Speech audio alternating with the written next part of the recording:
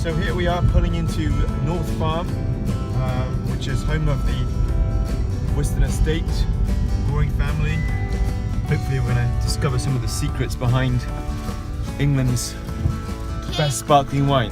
Tell me about the inspiration behind this wine in this vineyard, because it's clearly something quite special.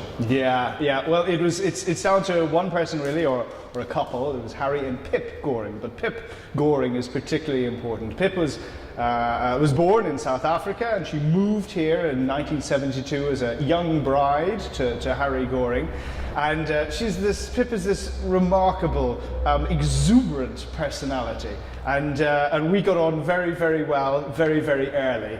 And when the prospect of planting the vineyard here in Sussex on this wonderful chalk came about, I absolutely, with Pip's thorough involvement and enthusiasm, it was a marriage made in Sussex, shall you say.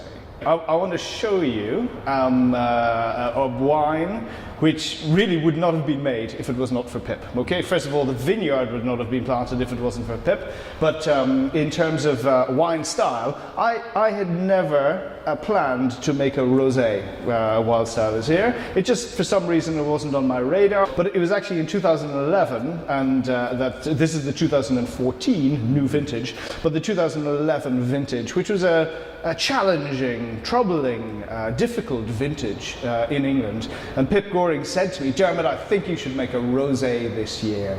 And when she said that, I thought, "Pip, you're completely crazy. This is the last thing I want to try and make is a rosé in 2011. But I did. And I ended up making a rosé by accident, and then I realised, because the rosé turned out to be absolutely fantastic. It did. I drank quite a lot of it in my garden. Yeah. And other places too. Yeah. No, it's a remarkable wine, and that would never ever have happened if it wasn't for Pip. But I'm now going to show you the follow-up to the 2011 rosé. This is 2014. When I'm making a rosé, and I suppose I've been inspired by the quality of the 2011. Okay, the 2011 had so much intensity to it that it was a really, really characterful wine. And when I try and make a follow-up vintage like this 14, I'm looking for character. I'm looking for an individual character in the wine. And this has got it. This has got an individuality to it. It reminds me of Christmas, this wine. Cheers to Pip Goring. To Pip. Goring. To Pip. Gonna have to buy some of that. Yeah, you must.